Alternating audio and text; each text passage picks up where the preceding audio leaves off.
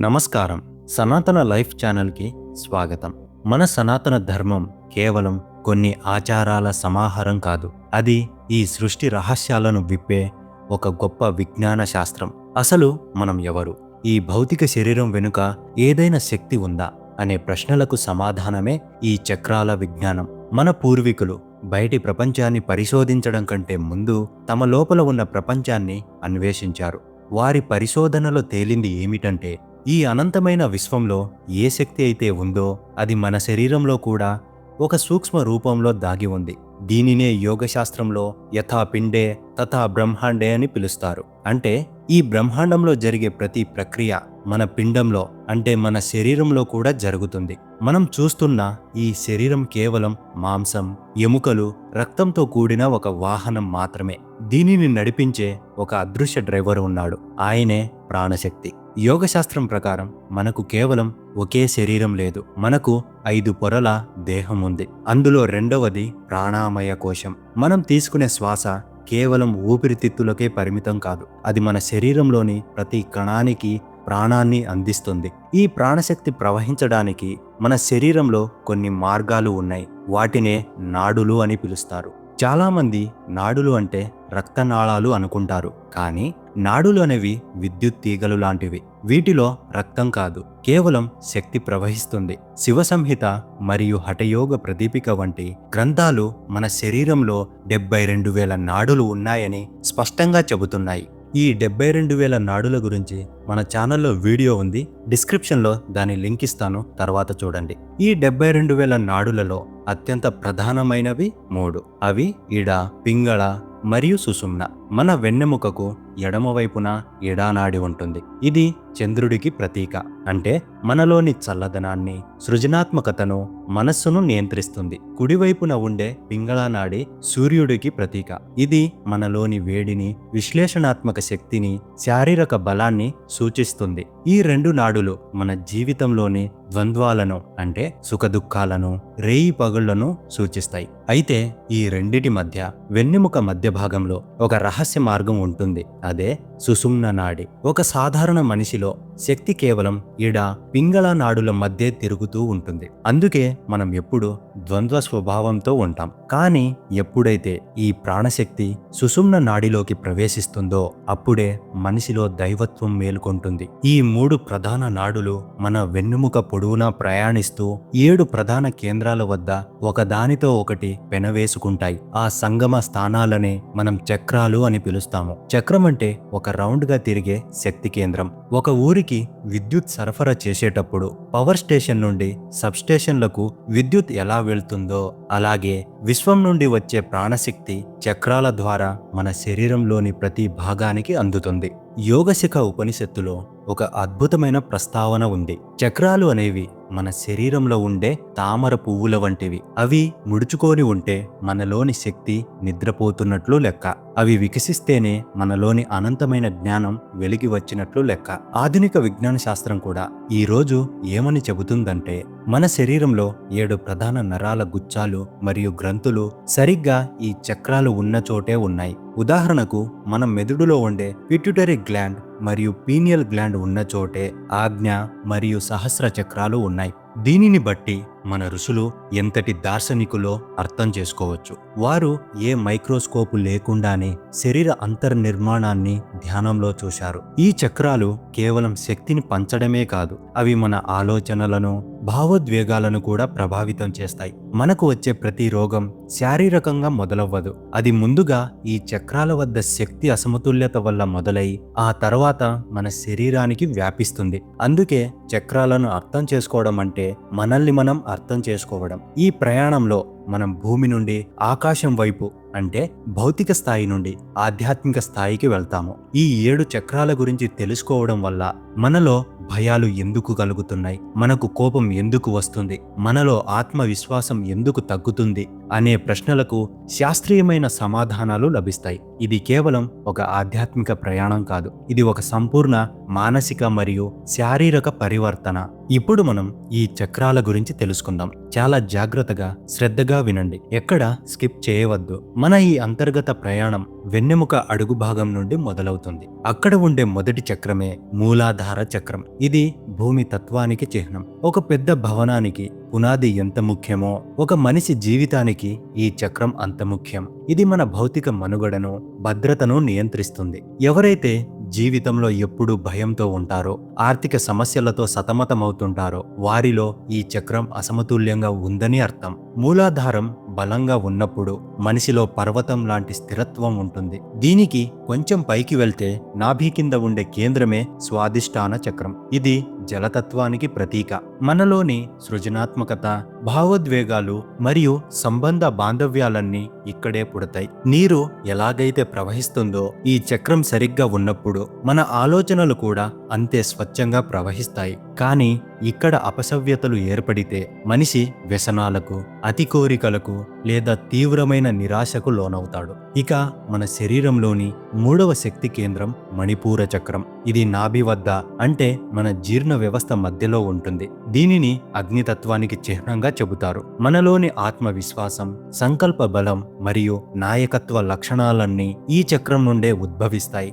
దీనినే solar plexus అని కూడా అంటారు. మన శరీరంలోని జీర్ణక్రియను, రోగ నిరోధక శక్తిని ఇది నియంత్రిస్తుంది. భగవద్గీతలో కృష్ణ పరమాత్మ అహం వైశ్వానరో భూత్వా అని చెప్తారు. అంటే అన్ని జీవుల శరీరంలో వైశ్వానరాగ్నిగా ఉండి ఆహారాన్ని జీర్ణం చేసే శక్తి ఆయనే. ఆ శక్తికి కేంద్రమే ఈ మణిపూర చక్రం. ఈ మూడు చక్రాలను నిమ్న చక్రాలు అంటారు. ఇవి మనల్ని భౌతిక ప్రపంచంతో అనుసంధానిస్తాయి. ఒక సాధారణ మనిషి జీవితం దాదాపు ఈ మూడు చక్రాల చుట్టూనే తిరుగుతుంది. అంటే ఆహారం, నిద్ర, భయం, మైథునం. కానీ మనం కేవలం జంతువులం కాదు, మనం దైవత్వానికి వారసులం. అందుకే మనం ఇంకా పైకి ప్రయాణించాలి. మనం భౌతిక లోకం నుండి ఆధ్యాత్మిక లోకానికి ప్రవేశించే ద్వారమే అనాహత చక్రం. ఇది మన గుండె మధ్యలో ఉంటుంది. అనాహత అంటే కొట్టబడని శబ్దమని అర్థం. అంటే బయటి ప్రేరణ లేకుండానే లోపల నుండి వచ్చే నాదం. ఇది వాయుతత్వానికి చిహ్నం. ఇక్కడే మనిషిలో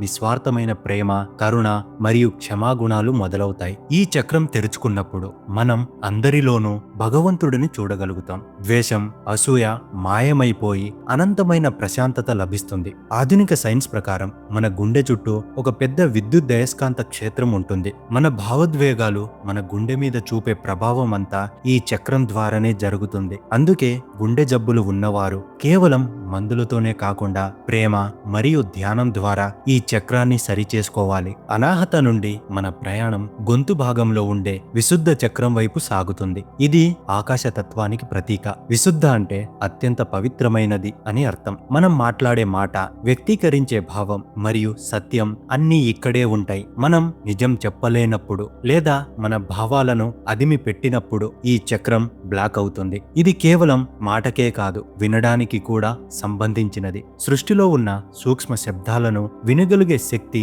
ఈ చక్రం వల్లే వస్తుంది. ఇక్కడే మన శరీరంలోని థైరాయిడ్ గ్రంథి ఉంటుంది. ఇది మన మెటబాలిజంను నియంత్రిస్తుంది. మన వాక్కు శక్తివంతంగా మారాలంటే, మనం చెప్పే మాట ఇతరుల హృదయాలను తాకాలంటే ఈ విశుద్ధ చక్రం ప్రకాశించాలి. ఈ దశలో మనిషి భౌతిక అవసరాలను దాటి సత్యం కోసం, జ్ఞానం కోసం అన్వేషణ మొదలు పెడతాడు. ఇప్పుడు మనం అత్యంత సూక్ష్మమైన దశకు చేరుకున్నాం. రెండు కనుబొమ్మల మధ్య ఉండే ఆరో చక్రమే ఆజ్ఞాచక్రం. దీనిని మనం మూడవ కన్ను లేదా జ్ఞాననేత్రం అంటాం. శివుడు మన్మధుడిని దహించింది ఈ నేత్రంతోనే. అంటే మనలోని కామ క్రోధాదులను జ్ఞానాగ్నితో కాల్చివేసే శక్తి ఇక్కడే ఉంది. ఇక్కడ మనలోని ఇడ, పింగళ నాడులు కలిసిపోతాయి. అంటే రెండు అనే భావన అంతమైపోతుంది. మంచి చెడు, లాభం నష్టం అనే తేడాలు పోయి అంతా ఒక్కటే అనే అద్వైత భావన కలుగుతుంది. దీనినే ఆధునిక శాస్త్రం పీనియల్ గ్లాండ్ అని పిలుస్తుంది. ఇది మన నిద్రను, మెలకువను మరియు మన అంతర్దృష్టిని నియంత్రిస్తుంది. ఈ చక్రం మేల్కొన్నప్పుడు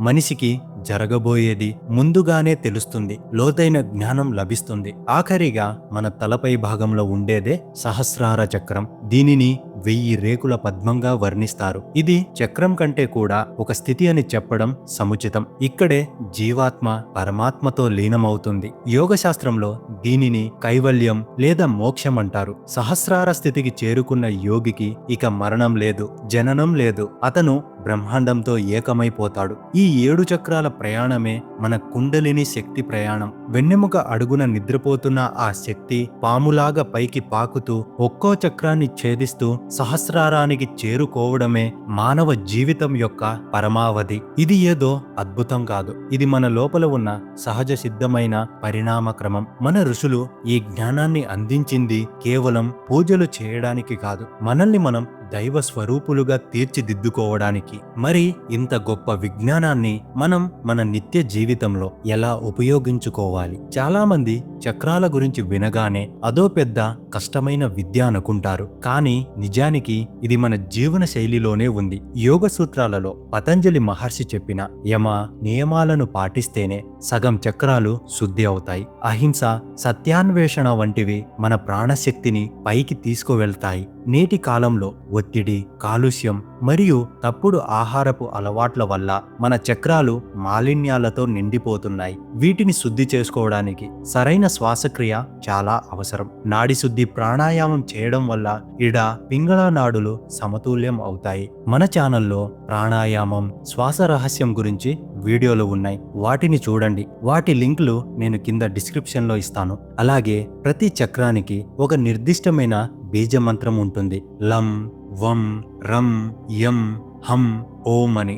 ఈ శబ్దాల తరంగాలు ఆయా చక్రాల వద్ద ఉన్న శక్తిని కదిలిస్తాయి. మిత్రులారా, ఈరోజు మనం కేవలం చక్రాల గురించి ఒక ప్రాథమిక అవగాహన మాత్రమే పెంచుకున్నాం. ఇది ఒక అనంతమైన మహాసముద్రం వంటిది. ఒక్కో చక్రం గురించి మనం గంటల తరబడి చర్చించుకోవచ్చు. అందుకే మన రాబోయే వీడియోలలో ప్రతి చక్రం గురించి, అంటే దాని రంగు, దానికి సంబంధించిన బీజ మంత్రం, దాన్ని ప్రభావితం చేసే ఆహారం, యోగ ముద్రలు, ఇలా ప్రతి అంశాన్ని అత్యంత లోతుగా వివరించబోతున్నాను. ఒకవేళ మీరు ప్రతిరోజు ఒక్కో చక్రం గురించి ఇలాంటి లోతైన విశ్లేషణ కోరుకుంటే ఇప్పుడే కింద కామెంట్స్ బాక్స్లో ఎస్ అని టైప్ చేయండి. మీ ఆసక్తిని బట్టి నేను ఆ వీడియోలను సిద్ధం చేస్తాను. అలాగే మన సనాతన లైఫ్ కుటుంబాన్ని ఇంకా పెద్దదిగా చేద్దాం. ఈ జ్ఞానాన్ని ఇంకా తెలియని వారికి ఈ వీడియోను షేర్ చేసి మన ఛానల్ని సబ్స్క్రైబ్ చేసుకోండి. ఇక్కడ ఒక ముఖ్యమైన సందేహం చాలా మందికి రావచ్చు. మేము ఉద్యోగాలతో,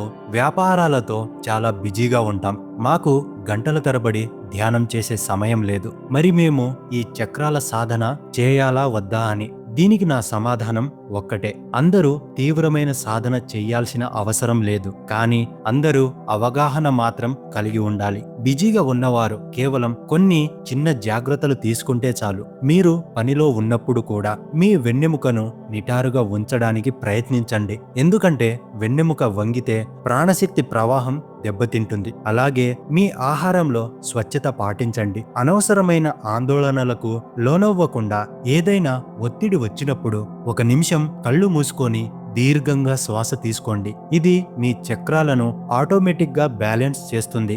ఈ చిన్న చిన్న మార్పులే మీ జీవితంలో పెద్ద మార్పులు తెస్తాయి. చక్రాల విజ్ఞానం అంటే జీవితాన్ని వదిలేయడం కాదు, జీవితాన్ని మరింత శక్తివంతంగా జీవించడం.